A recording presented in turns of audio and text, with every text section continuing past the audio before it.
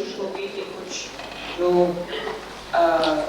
Global international level पर और पाकिस्तान के नेशनल लेवल पर एक प्रोसेस चली है उसके बारे में भी थोड़ा सा बताना है। और इसके अलावा जो यूएन का अपना स्ट्रक्चर है और ये प्लान ऑफ एक्शन कैसे बनता है उसका भी मतलब चंद मिनट मैं उसकी बात करूँगी। कल जैसे बीना ने कहा कि हमने देखा कि जितनी भी ये इंटरनेशनल कॉन्फ्रेंसेस हैं इनका वाकई एक जोड़ है, मतलब ये जो इश्यूज हैं इनका जोड़ है, इनको हम अलग नहीं कर सकते। और सब में औरतों पर जो खास इम्पैक्ट होता है, चाहे वो हाउसिंग की बात करें या एनवायरनमेंट की करें, एक हर इशू एक वुमेन्स इशू बनता है। इस ये जो बीजिंग की कॉन्फ्रेंस हुई है इसके इश्यूज सारे ही थे। यूएन की तरफ से तो 12 इश्यूज मुकर्रर कर दिए थे, मगर इसके अलावा जितनी भी कल बातें हुई हैं, जितने भी पहलू हमने सोचे थे वो वहाँ इस प्रोसेस में, एनजीओ के प्रोसेस में और एनजीओ फोरम में उस किस्म की एक्टिविटीज थी, उन पर डिबेट्स थी। यानी कि हाउसिंग की और एनवायरनमेंट की और ह्यूमन राइट और वायलेंस और इकोनॉमिक्स बहुत बड़ा एक इशू था। तो सारे इश्यूज जो हैं दे आर वुमेन्स इश्यूज और वुमेन ने इस पर ना सिर्फ काम किया है मगर स्ट्रगल भी हमें हर इशू पे करनी पड़ेगी। बीजिंग का ये है कि इस किस्म की कॉन्फ्रेंस, मीना ने अभी कहा कि इस किस्म की ख़वातीन की कॉन्फ्रेंस कभी नहीं हुई। एक्चुअली कभी इस किस्म की कॉन्फ्रेंस हुई नहीं है दुनिया में इस स्केल पर।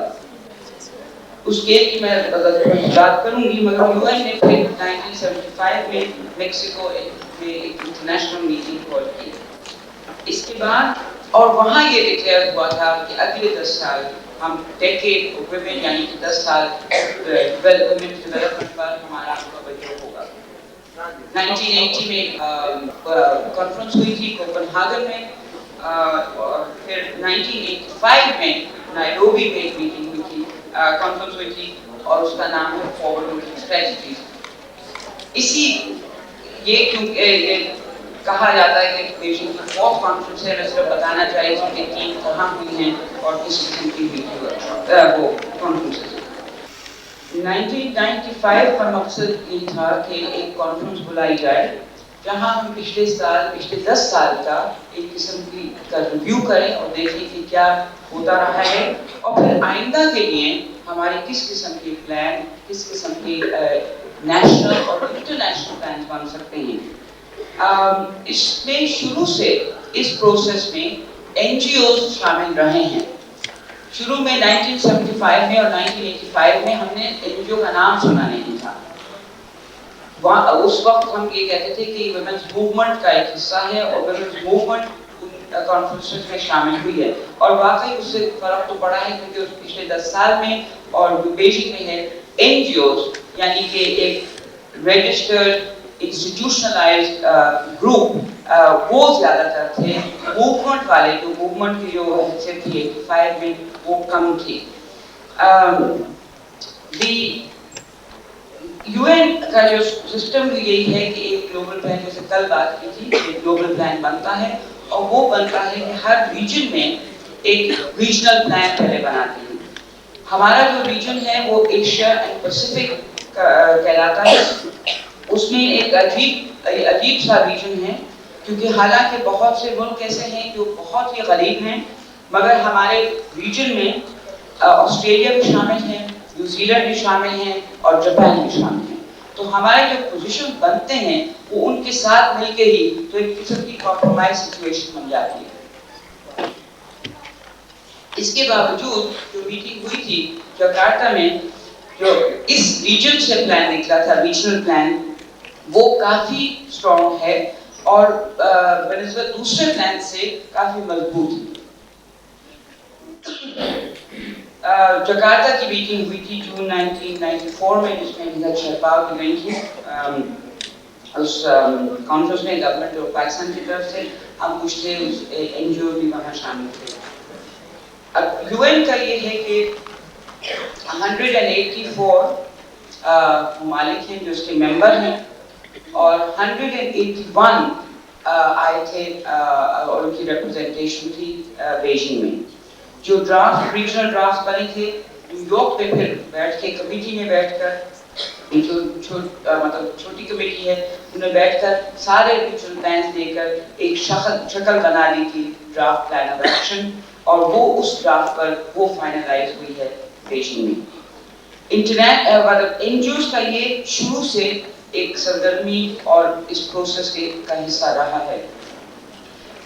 جب ہر ریجنل کانفرنس کے ساتھ ایک این جی او فورم ہوتا ہے، ہمارے ریجن میں انڈونیشیا نے اجازت نہیں دی کہ این جی او فورم وہاں ہو، تو این جی اوز نے ایک اپنی میٹنگ کی تھی منیلا میں 1993 نومبر 1993.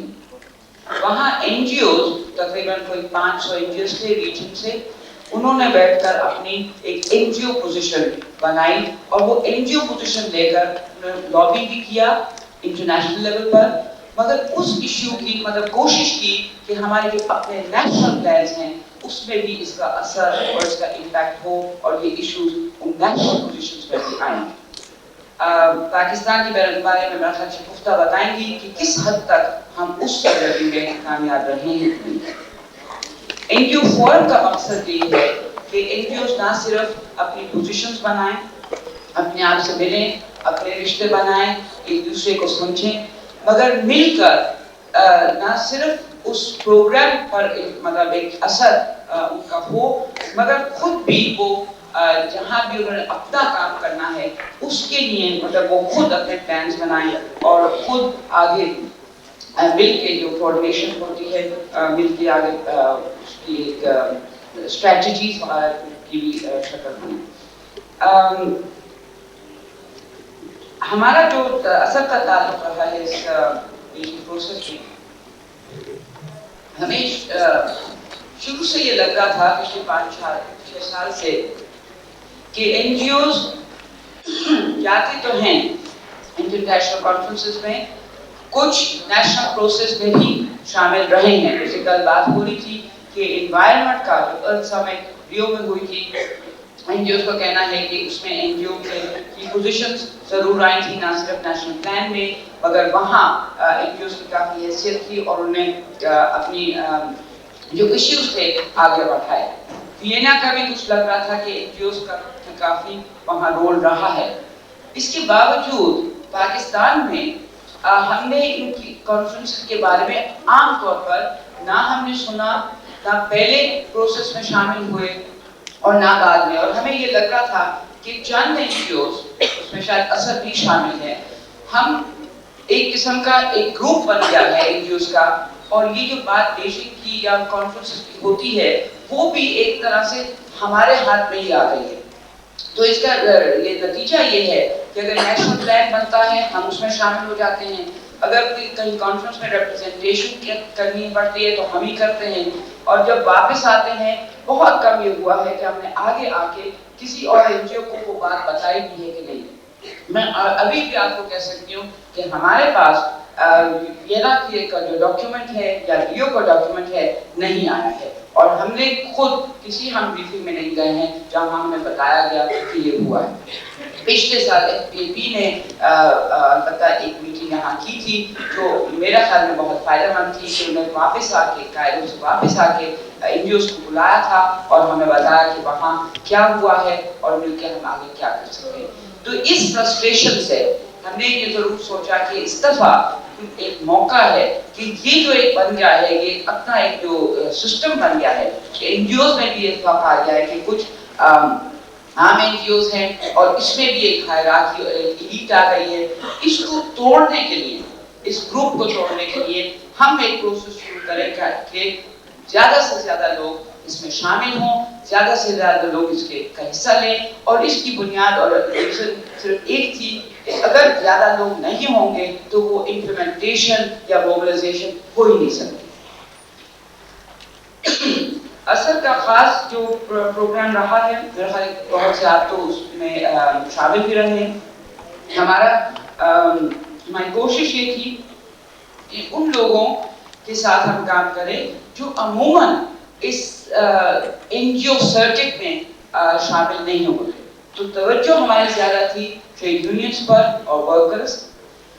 میڈیا اور میڈیا میں بھی صرف پریس نہیں مگر کوشش یہ تھی کہ women writers, women artist, women poets یہ بھی ایک ڈیولپمنٹ اور یہ ایک جو جدوجہد چل رہی ہے اور موومنٹ کی کوشش کر رہے ہیں. جب تک یہ نہیں آئیں گے ہم آگے نہیں چل سکتے. اور کوشش ہماری تھی کہ یہ لوگ بھی ایک موومنٹ کے حصے بن کے, ایک کانشیس حصہ بن کے آگے چلیں. تیسرا جو ہم نے ایک سیکٹر کی طرف ہماری مطلب توجہ تھی وہ تھا تعلیم کا. اس میں ہم نے نہ صرف گراس روٹ لیول یا محلے اسکول کی بات کی مگر یونیورسٹیز کو بھی کوشش کی کہ وہ بھی اس میں اس پروسیس میں شامل ہوں. اور جو خاص کارروائی تھی ہماری, ہم نے ایک نیشنل کمیٹی یا نیشنل ریسورس گروپ کی کوشش کی. وہ ضرور بنے, سلیمان ہمارے ممبر ہیں اس کے. یہ تھا کہ ایک قسم کی مطلب ہمارا اپنا گروپ بن جائے. 2-3 ورکشاپس ہم نے آپس میں ہی کی تاکہ ہمیں پتہ چلے کہ ایشوز وہاں کیا ہیں اور کس طرح سے ہم آگے بڑھیں. پھر بہت سے ہم نے سیکٹر ورکشاپس کیے, اورینٹیشنز پروونشل گروپس کے ساتھ پروونشل لیول پر. اس کے علاوہ نیشنل میٹنگز 3-4 ہوئی ہیں. کوشش یہ بھی کی ہے کہ جتنی انفارمیشن ہمارے پاس آئے اس کو ہم نہ صرف آگے کریں اور ڈسٹریبیوٹ کریں مگر اس کو اردو میں اور سندھی میں اور سندھی میں کیا, سندھی میں ان کے ترجمے بھی کریں. وہ جو زبان ہے خاص UN کی زبان ہوتی ہے اس کی بھی کوشش کریں کہ اس کو سمپلیفائی کریں تاکہ لوگ جو پلانس ہیں جو پوزیشنز ہیں سمجھ پائیں. اور اس کی ہم نے کافی تعداد میں ڈسٹریبیوشن بھی کی ہے اور انہی میٹنگز میں اس کا استعمال بھی ہوا. اور پھر ہماری کوشش تھی کہ بیشک سے پہلے اپریل میں پہلی ورکشاپ یہاں اسمبلی ہوئی ہے لاہور میں ہی, کہ کوشش کے سارے لوگ مل کر ایشوز پر سوچیں بھی اور اپنی رائے بھی دیں. وہ بھی پریزنٹیشنز ہم نے کتاب کی شکل میں چھاپے ہیں, اردو میں بھی نکالا ہے, انگریزی میں. آپ لوگ جو اپریل کے اسمبلی میں ہوں گے آپ کے پاس وہ پہنچ گئی ہوگی, وہ ہم نے ڈسٹریبیوشن بھی اس کی کر دی ہے. اور اسی طرح یہ خیال تھا کہ جب ہم واپس بھی آئیں تو جو بھی ہمارا ایکسپیرینس رہا ہے وہ ہم آپ کے سامنے لائیں اور تاکہ وہ اس مطلب پروسیس میں آپ آئے. مگر سب سے ضروری جو بات تھی جو آج ہم کریں گے, ہماری ورکشاپ چھوٹی ورکشاپ ہوں گی, کہ ہم اپنے آپ سے پوچھیں کہ ہم نے اب کیا کرنا ہے اور آگے ہمارا کیا پلان ہوگا. جو وہاں NGO فورم کی کیا تھا وہ میں صرف تھوڑا سا بتانا چاہوں گی کیونکہ میرا زیادہ بتا رہے ہیں اس کے بارے میں.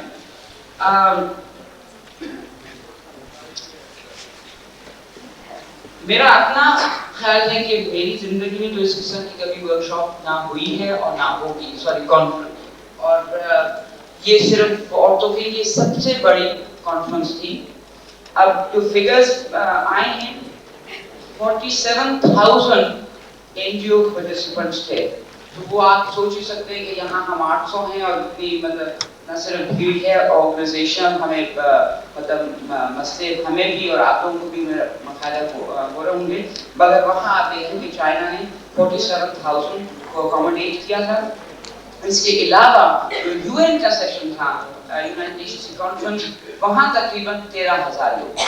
تو تقریباً 60,000 لوگ تھے جو یہاں چائنا آئے تھے. اس میں NGO فورم میں 4,000 ایکٹیویٹیز تھی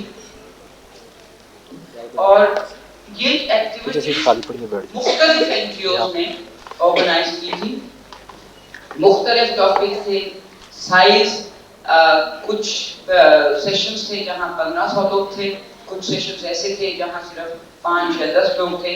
سائز تھا مگر یہ جو 6,000 ہیں یہ تقریباً 500-600 ایک ہی ٹائم پر چل رہی تھی ایکٹیویٹیز اور ورکشاپ. تو ایک طرح سے ایک میرا خیال کنفیوژن ہم سب میں تھی کہ وہ جو کتاب ہم پڑھتے تھے روز کہ ہم کہاں جائیں, اور کافی وقت اسی میں لگ جاتا تھا اس پلاننگ میں. کلچرل ایکٹیویٹی جیسے آپ نے بتایا وہ بھی مستقل چلتی تھی اور صبح شام چلتی تھی. ایک کونے میں جاؤ کچھ ہو رہا ہے, دوسرے کونے میں جاؤ کچھ ہو رہا ہے. رونق بہت تھی. اس کے علاوہ کتابوں کی ڈسپلیز تھی, بک فیسٹیول تھا, دکانیں تھی کھانوں کی, ڈیمونسٹریشن بہت ہو رہی تھیں, پروٹیسٹ تھا, تھیٹر, ڈانس, اور اس کے علاوہ جو گانا اور سنگنگ اور شوٹنگ اور ویڈیو وغیرہ یہ سب چل رہا تھا. مارکیٹس لگائی گئی تھی, ڈسپلیز تھا. تو بہت ایک قسم کا بہت بڑا ایک میلہ تھا. مگر اس میلے میں یہ جو ہمارے ایشوز ہیں بہت سنجیدگی سے ان کو میرا خیال ہے میرا یہ تجربہ تھا کہ بہت سیریسلی لوگ لے رہے تھے. اگر وہ ڈانس کے تھرو بھی کر رہے تو بہت سیریسلی انہوں نے ایشو لیا ہوا تھا. مین جو وہاں ایشوز آئے ہیں وہ 3 تھے. بہت وقت لگا اور بہت توجہ تھا گلوبلائزیشن پہ جو ہماری کل بھی بات ہوئی ہے. اکانومی پہ بہت بات ہو رہی تھی, اسٹرکچرل ایڈجسٹمنٹ پالیسی وغیرہ. آئیڈیالوجی اور مذہب پہ بہت ورکشاپ اور ایکٹیویٹیز تھی, خاص طور پہ کہ جہاں مذہب عورتوں کو کنٹرول کرتا ہے اور عورتوں مطلب جو عورت کی اسپیس ہے وہ کم, اور پھر ساتھ ساتھ جو ایک فنڈامنٹلزم کا آیا ہے جو ہماری مطلب ریئیکشنری پالیٹکس ہے اس کا اثر. اور اس میں میرا خیال پاکستان سے بہت لوگ اس میں ورکشاپ میں شامل بھی ہوئے تھے کہ وہ ہماری اپنی اسٹرگل اس ایشو پہ رہی ہے. وائلنس ایک بہت بڑا ایشو تھا دونوں لیول پر, ملٹری اور ڈیملٹرائزیشن, اینٹی نیوکلیئر. مگر جو وائلنس روزمرہ کا وائلنس ہوتا ہے, سڑکوں پر ہوتا ہے, گھروں میں ہوتا ہے, اس پر نہ صرف بہت ورکشاپس تھی, ٹرائیبیونلز جیسے کل نسرین نے کہا کہ وینا میں ایک ٹرائیبیونل تھی, بیجنگ میں بھی اسی قسم کی بہت بڑی ٹرائیبیونل چل رہی تھی. ایک اور جو ایشو وہاں تھا human rights as women rights. Veena Gul Rehman صاحب اور نسرین نے بات کی تھی ہیومن رائٹس کانفرنس کی. کافی حد تک وہ جو ایشوز ہیں وہ بیجنگ میں تھے اور کافی ایشوز بڑھ کے مطلب آگے بھی ان کو بڑھا ہے. کامنالٹی جو خاص طور پہ ساؤتھ میں مگر نارتھ میں بھی آ رہی تھی. ورلڈ ٹریڈ آرگنائزیشن جو کل عمر نے ہمیں بتایا اس کے خلاف نیو ورلڈ آرڈر جو ایک گلوبل دنیا بن گئی ہے اور ایک طرف سے اس کی ڈائریکشن آ رہی ہے, اس کے خلاف بہت مطلب سرگرمی تھی. اور یہ ضرور ظاہر ہوا کہ ویمنس موومنٹ میں جو زیادہ مطلب باقی بھی موومنٹس ہیں اس میں ایک جو آئیڈیالوجی اور ویژن کی ضرورت ہے وہ کچھ کھو گئی. اور جب تک وہ ویژن, جب تک وہ ایک آئیڈیالوجی نہیں آئے گی تو ہمارے جو پروجیکٹس اور سرگرمیاں ہیں وہ ایک ایکٹیویٹی کی لیول پر رہ جائیں گی.